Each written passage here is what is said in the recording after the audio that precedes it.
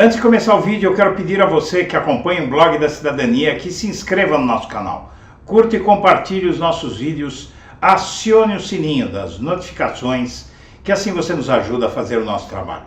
E vamos ao vídeo.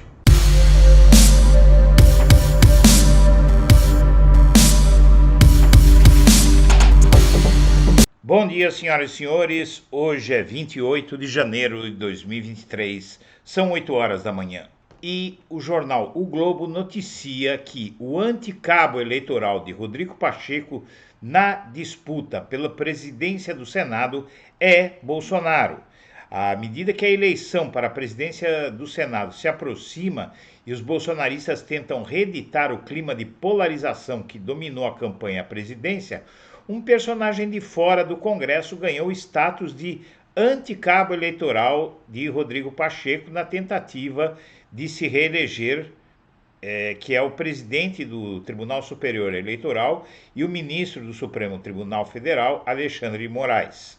O candidato Jair Bolsonaro para a presidência do Senado, Rogério Marinho, aposta na rejeição a Moraes e nas críticas de subserviência na relação entre Pacheco e o Supremo para angariar mais votos na difícil campanha pela chefia do Congresso.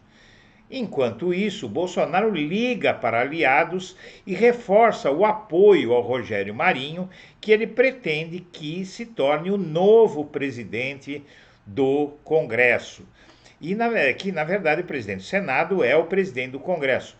O que é que acontece nessa história? O Bolsonaro quer vender aos senadores que, elegendo o seu candidato à presidência do Senado, ele vai conseguir pressionar o STF para não incomodar senadores que estariam se sentindo incomodados com Alexandre de Moraes e o próprio STF. Mas, na verdade, o plano de Bolsonaro nessa história toda aqui é chantagear o STF. Basicamente, o que o Bolsonaro tenta é eleger um presidente do Senado que comande uma ofensiva contra o STF para ameaçar os ministros do Supremo Tribunal Federal de impeachment, caso eles prossigam com os processos contra ele. E aí o Bolsonaro ele tenta matar dois coelhos com uma cajadada só.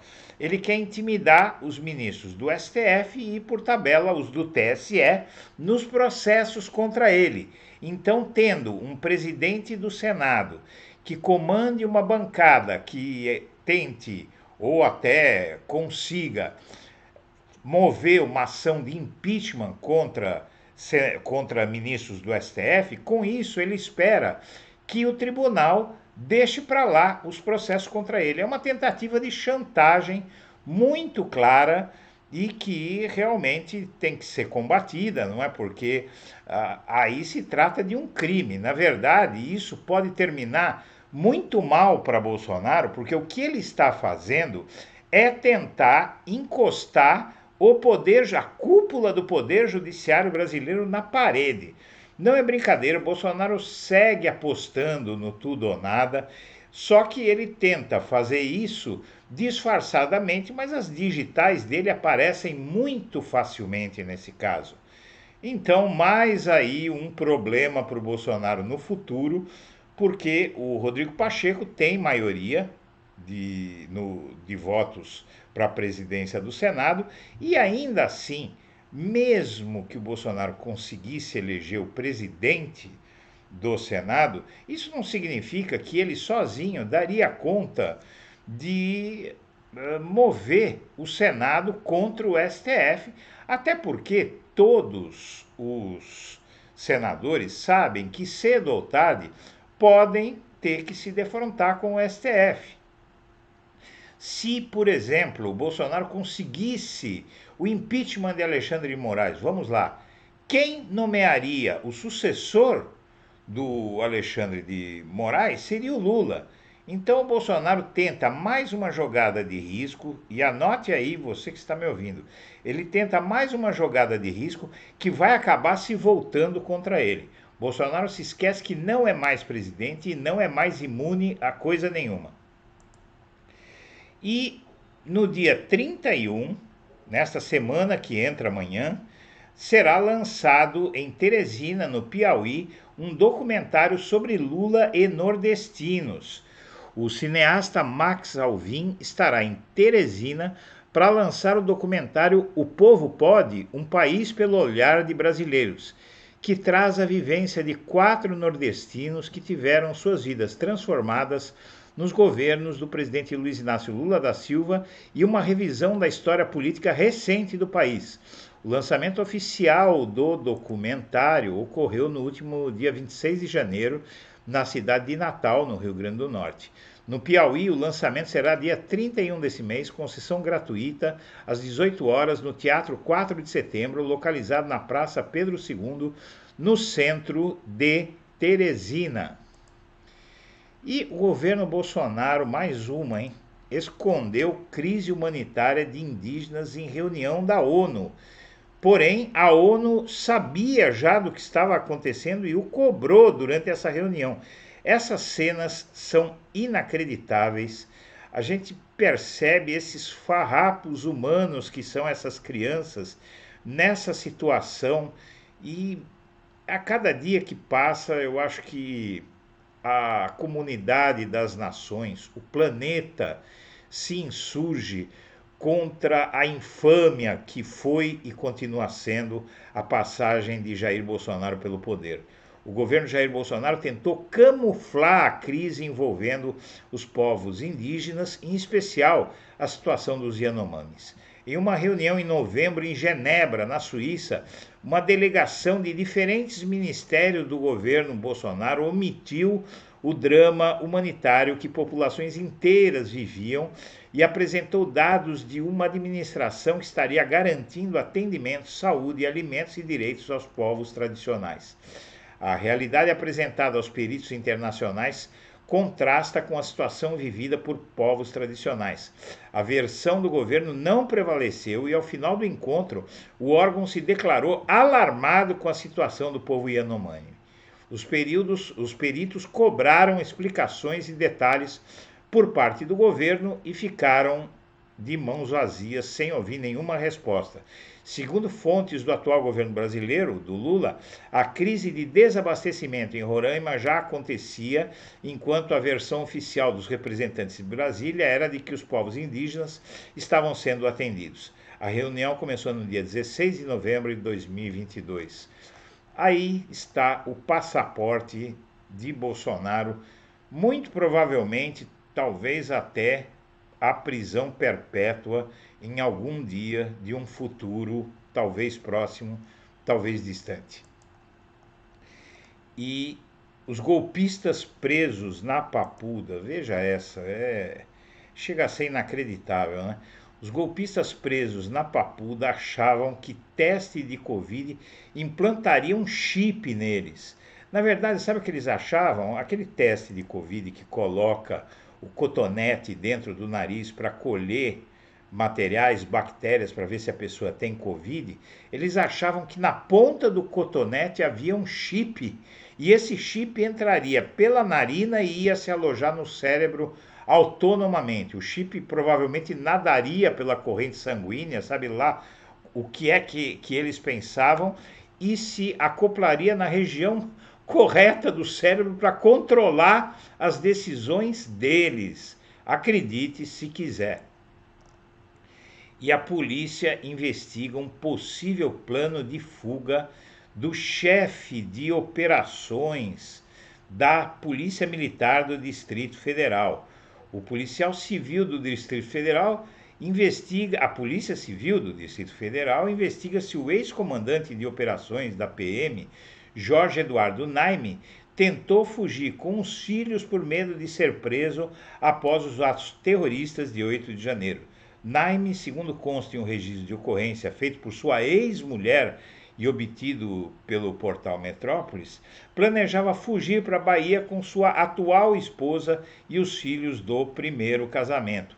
A Corregedoria da PM já investiga a informação de que Naime teria retardado a atuação da PM no dia dos ataques com o propósito de deixar os terroristas fugirem. E o interventor do Distrito Federal garante que Anderson Torres, ex-ministro da Justiça de Bolsonaro, e então, em 8 de janeiro, nomeado secretário de Segurança do Distrito Federal, sabia que os atos golpistas iam acontecer e não reagiu. O parecer de Capelli contém os fatos apurados em 19 dias de intervenção. Imagens e documentos anexos sobre o ato provam a tese do interventor.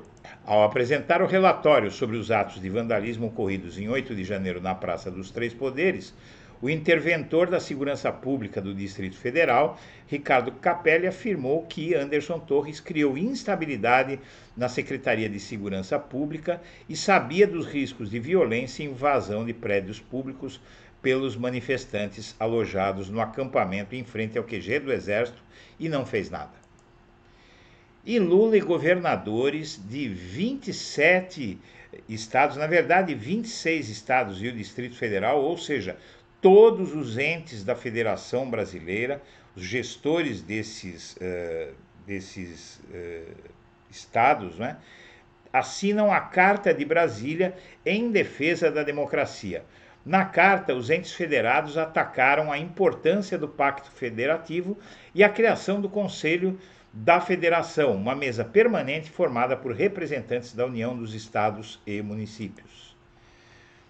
E Bolsonaro é esperado em evento em Orlando, um cercadinho do Alvorada versão Terra do Mickey. Aqui está sendo veiculado isso, grande encontro em Orlando em 31 de janeiro, com o Bolsonaro com essa cara de você sabe o quê, para um evento em que ele vai ser a estrela. Olha só a cara do sujeito. Jair Bolsonaro deve participar de um evento organizado por seus seguidores na noite de terça-feira na Flórida, batizado o evento de Grande Encontro em Grande Encontro em Orlando. A convocação está espalhada pelas redes de apoio ao ex-presidente. Seus auxiliares confirmam a intenção de Bolsonaro de comparecer ao ato. Não se sabe se ele vai ficar de bico fechado só dando autógrafo ou se vai falar alguma coisa.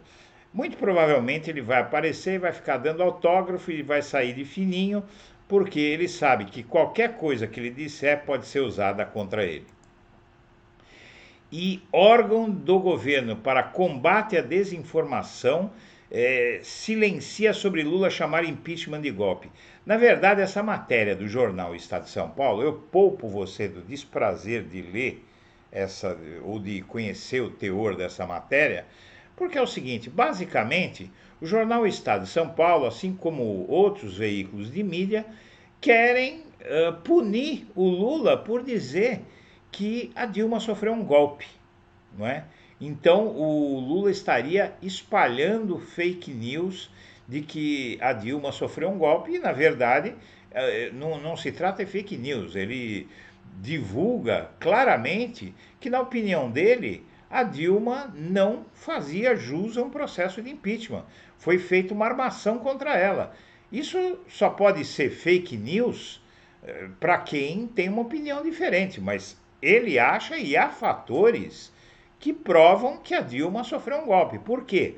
Porque não foi provado, principalmente a tese que justificou o impeachment, não foi provado que ela mexeu um só dedo para dar pedaladas fiscais, ou seja, para pedir empréstimo a bancos oficiais para pagar Bolsa Família e aposentadorias.